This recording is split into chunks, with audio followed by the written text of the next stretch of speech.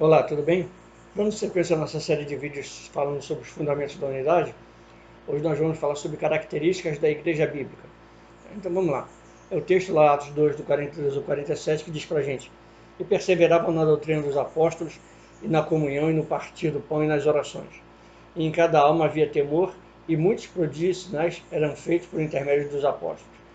Todos os que creram estavam juntos e tinham tudo em comum. Vendiam as suas propriedades e bens, distribuindo o produto entre todos, à medida que alguém tinha necessidade. Diariamente perseveravam unânimes no templo, partiam o pão de casa em casa e tomavam suas refeições com alegria e singeleza de coração, louvando a Deus e contando com a simpatia de todo o povo. Enquanto isso, acrescentava-lhes o Senhor dia a dia os que iam sendo salvos. Então, o perfil desenhado por Deus para uma igreja apostólica. Logo que os apóstolos iniciaram a difusão do evangelho em Jerusalém, sem a presença de Jesus, deram uma demonstração de que haviam entendido a essência da igreja desenhada pelo Senhor. Nada foi criado além daquilo que o Senhor Jesus havia ministrado para eles, na teoria e na prática. Eles não inventaram nada, não formaram palavras, não criaram eventos, não fizeram nada. Eles simplesmente fizeram o que Jesus tinha falado para eles, ensinado a eles. A tal ponto que Pedro impactou a cidade que estava com a população aumentada em função da festa de Pentecostes, quando os judeus vinham de todas as partes para celebrarem o Senhor. Com um poderoso e duríssimo sermão traçando a trajetória do Messias. O impacto não foi apenas pelo fato de um mero pescador se dirigir a uma multidão, como se fosse um rabi, mas sobretudo pela poderosa e agressiva unção, pelo fato de ministrar em outros idiomas e pelo confronto direto ao exortar o povo ao arrependimento e a conversão, é lógico.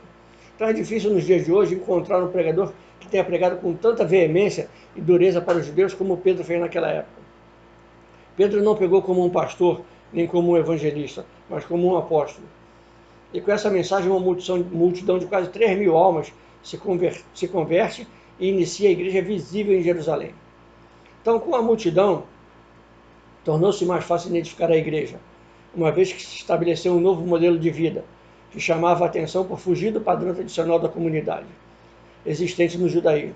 Obediência, fidelidade, amor, ações sociais intensas, alegria, testemunho, perseverança, ofertas altíssimas, tudo isso era novo. Causava impacto na sociedade e esta era a igreja que deveria mudar o mundo, uma igreja apostólica para a implantação do reino de Deus em toda a terra. Então, o propósito estabelecido por Deus para uma igreja apostólica. Entendemos que o propósito divino para a igreja apostólica é que nós vamos buscar mais a ele, entender o que é, compreender o perfil da igreja, entendeu?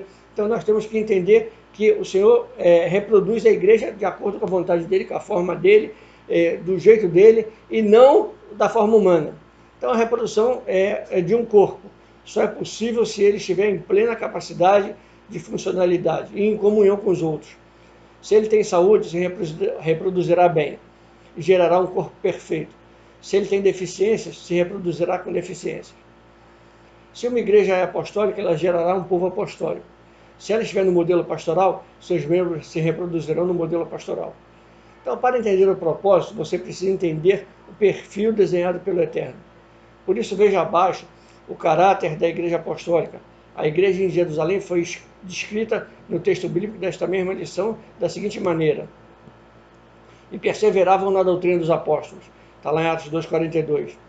Crer, obedecer e viver aquilo que os apóstolos ensinavam, e recebendo suas palavras como sendo verdadeiras e vindas da parte do Eterno.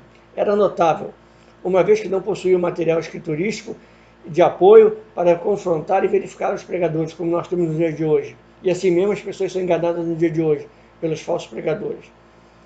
É certo que eles possuíam a lei e os profetas, mas o ensino mais profundo, autêntico e revelacional tinha uma roupagem nova e era apresentado como um fundamento sólido para o estabelecimento do reino de Deus aqui na Terra, cujos princípios já tinham sido anunciados e introduzidos por Jesus durante o tempo de cumprimento do seu ministério aqui na Terra. Então, a conversão genuína gerou confiança nos apóstolos. E é claro que essa confiança foi gerada não apenas porque eles eram apóstolos, mas também porque eles tinham autoridade, unção, palavra, conhecimento, revelação, unidade e disposição. E eles respaldavam essas 7 virtudes que nós falamos agora, com prodígios, sinais e maravilhas, autenticando o que lhes fora dado pelo Senhor. As consequências imediatas desse conjunto de fatores, somados, se manifestaram de 2 maneiras. Primeiro, o texto diz que eles caíram na graça do povo. Isso é, o povo aceitou e amou a igreja. Segundo, Deus mandava pessoas todos os dias para a igreja, aumentando o rol de membros da nova comunidade. A palavra doutrina dos apóstolos causava unidade, crescimento, maturidade e influenciava o povo a aceitar a mentalidade de reino, restabelecendo o plano original do Senhor. Naquele tempo, os ensinos dos apóstolos eram ministrados através das instruções conhecidas como Didaquê. Era o livro da doutrina dos apóstolos. E então, conhecer ao Senhor e os seus propósitos, através da ministração da palavra, de modo intenso e profundo, é uma das características da Igreja Apostólica, que batalha para implantar o reino do Eterno aqui na Terra. E diz que eles perseveravam na comunhão, está lá em Atos 2,42. Então, tão importante quanto perseverar na palavra é perseverar em comunhão uns com os outros. A comunhão facilita o aprendizado da palavra. A comunhão fortalece as juntas e ligaduras, que dão flexibilidade aos membros do corpo. A comunhão é grafada no grego como koinonia, e tem 2 aspectos distintos, que se completam para formar a comunhão perfeita. Um deles é o sentido de radicalizar a amizade. O outro é desenvolver a visão e os objetivos comuns. Se 2 pessoas não forem possuídas por uma amizade forte, leal e baseada na verdade, não poderão jamais estabelecer em suas vidas a mesma visão e os objetivos comuns. A Bíblia ensina que 2 pessoas em desacordo não caminharão juntas. Amós 3,3, né? Que diz, andarão 2 juntos se não estiverem de acordo. Então a koinonia, a comunhão, é um outro fundamento do reino a ser implantado na igreja. Nunca teremos um reino sem comunhão. Jesus declarou que o reino dividido ficará deserto. A comunhão não é opcional na igreja, é um fundamento apostólico. A visão do reino só pode ser desenvolvida e cumprida dentro da comunidade unida em torno da mesma visão. Então, veja como a visão depende da comunhão. Quando os judeus estavam na escravidão do Egito, eles eram únicos e unidos e mantinham sua comunhão. Com essa união e comunhão, eles receberam a visão da liberdade e saíram com o mesmo desejo de alcançar a terra prometida.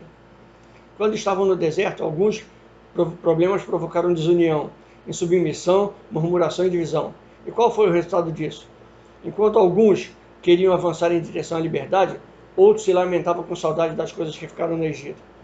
Essa quebra de unidade e de comunhão causou uma série de eventos que marcou a travessia do deserto, com a punição divina e finalmente com a morte de todos que saíram do cativeiro, com exceção de Josué, Caleb e o sacerdote Eliezer, que mantiveram seus olhos fixos e suas mentes fixos na promessa da bênção, e todos de 20 anos para baixo.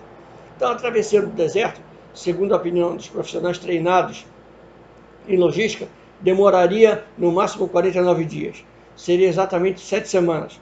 Mas a murmuração ocasionada pela divisão os fez parar no Sinai, onde receberam a lei. As leis e as reclamações e a falta de unidade decretaram o bloqueio da caminhada, impedindo o cumprimento do propósito divino a respeito deles. Então, a falta de unidade e a quebra da comunhão na igreja interrompem a sua caminhada, anulando um dos principais fundamentos e impedindo o cumprimento do propósito divino. E ele continua dizendo, perseveravam no partir do pão, Atos 2,42. Ao contrário de que muitos líderes ensinam em suas igrejas, esta expressão partir do pão não era ser como as igrejas de hoje do nosso século ministram aos seus membros. A expressão partir do pão fazia parte da cultura e dos costumes judaicos, que usavam os momentos de refeição para conversar e tratar de assuntos pessoais e de negócios. Eles usavam esses momentos para falar de Jesus, nas casas, dentro das casas onde realmente foi instituída a igreja. Então, eles se reuniam nas igrejas para receber os ensinamentos e depois já compartilhavam nas casas. E essa era a função da igreja, era assim que a igreja funcionava. Então, e Jesus diz que ele é o pão da vida, por isso que eles falavam de partir o pão. Entende? E nós temos que entender isso na nossa vida e darmos continuidade nisso, darmos continuidade ao que Jesus fez na nossa vida, e compartilhar o pão não deve ser encarado como um preceito meramente religioso. E sim, compartilhar o pão é o fundamento de uma igreja apostólica e deve ser feito sem uma máscara religiosa e com muita alegria e singeleza de coração. E assim trazemos a presença do Eterno nas nossas vidas. Eu quero te abençoar em nome do nosso Rei, Senhor e Salvador Jesus Cristo, declarar para você, ainda dá tempo.